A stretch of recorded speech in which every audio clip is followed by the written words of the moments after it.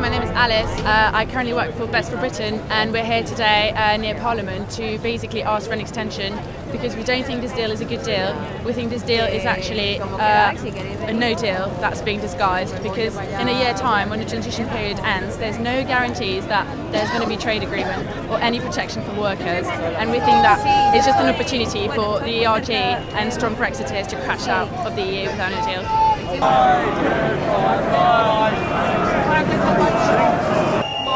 Well, hopefully today we're hoping for Letwin amendment to pass to kind of have this insurance policy that there won't be a no-deal Brexit at the end of this deal. We're also hoping the deal won't go through, however it's really tight, so I'm not too hopeful on that one. I'm just hoping for the Letwin amendment really to pass. Yeah. So what's this for? So Best for Britain is basically campaigning against Brexit to stay in the EU. However, we are also in favour of a second referendum because we think that the first referendum was based on lies. We don't think that there was a big, the margin was way too tight to basically decide to take the UK out of the EU. Hello, I am Jo, this is my daughter, and we are here at Parliament Square to protest in favour of a second referendum. We really want to put it back to the people and make sure that we do the right thing and we make the right choice. We feel that the first time round there wasn't enough information, and now hopefully we've got a bit more information. We want to do the right thing. We're better together in a union. That's what it is. So David, how do you feel about Brexit? Well, I personally have never actually done much research about Brexit or paid much attention to it, but these days I do feel a sense of pressure to get on it as fast as possible, as a lot of people are discussing it, and now this big march happened down in Westminster. The way I feel about Brexit is it definitely seems to cause a chain reaction of numerous problems, some that don't affect me, but a few that can, and certainly will. One of which is medicine import. There's thousands of different medications imported from the EU, and the problem with not being able to do that or coming to the solution of having a storage is that most of these medications actually have a certain shelf life.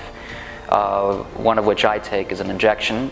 That shelf life only lasts for 14 weeks and has to be kept cold. And the only way for me to get it here in London is if I were to bring it over from Austria in my own little cooler through the airport, and get through all that hassle through security, and then keep it in my fridge. It wouldn't be possible for me to get it here due to insurance reasons and the difference in insurance. So that might compromise my plan to live in London. That is that acquiring medicine is going to be much harder than in Austria, which just furthermore increases my chance and the likeliness of me ending up living in Austria for the rest of my life. Yes, so people losing their jobs seems to be the most major, and not only people losing their jobs, but people who want to pursue a certain career in this country, especially students who are going to have a much harder time getting into London to study. Students from other countries who are going to end up having to get a visa or a student part-time visa just to study here are going to waste a lot of time, months, years just to acquire that visa due to the increasing amount of people that are going to be needing that in order to study here in London. The diversity groups might change, though universities and schools are hoping that that percentage stays the same or even increases. But that definitely will change now that Brexit has occurred, due to the fact that people outside of the UK will no longer be able to study or work in the UK and earn a living, even a minimum wage, due to the fact that they do not have a visa and would need to acquire a visa. I think the Brexit marches are certainly a very powerful way to get the message across in person as opposed to over the internet and social media, and that really seems to strike a great deal of controversy due to the amount of people that are on that strike and have the same opinion, and then you get a couple of people that have opposing opinions. Their hope is to change the government's mind, particularly Boris Johnson, and join these marches in hopes of making a change, making a difference. And I think what I find very positive about those marches is the fact that they stick together as a team, as a country, because this is a time where the nation's really divided at the moment, and we all need to really stick together to get through this. So I think people going against their own vote leads me personally to believe that they've realized they've made a mistake. They may have had a certain opinion and a view and vision for Brexit back in the day, but people change, people's opinions change, and it all comes with time. As this vote to leave the EU, for the UK to leave the EU, happened a very long time ago, back in 2016. Whereas 3 years later, and even less than that, people's minds have changed and so are going against their own vote and starting to march against that vote and decision. I do believe it can be argued as undemocratic.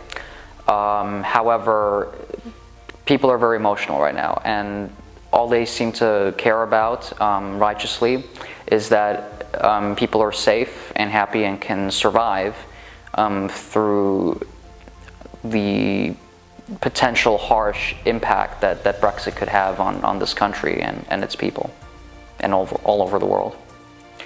I do believe people should be given the chance to vote again and change their mind.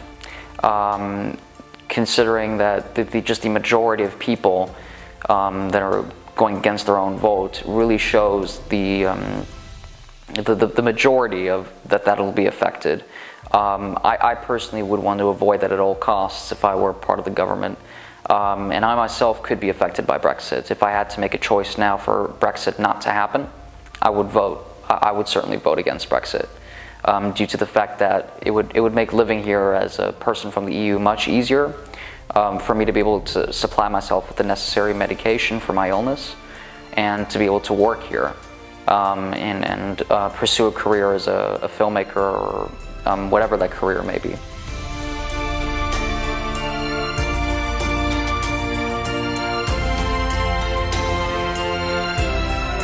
ISA!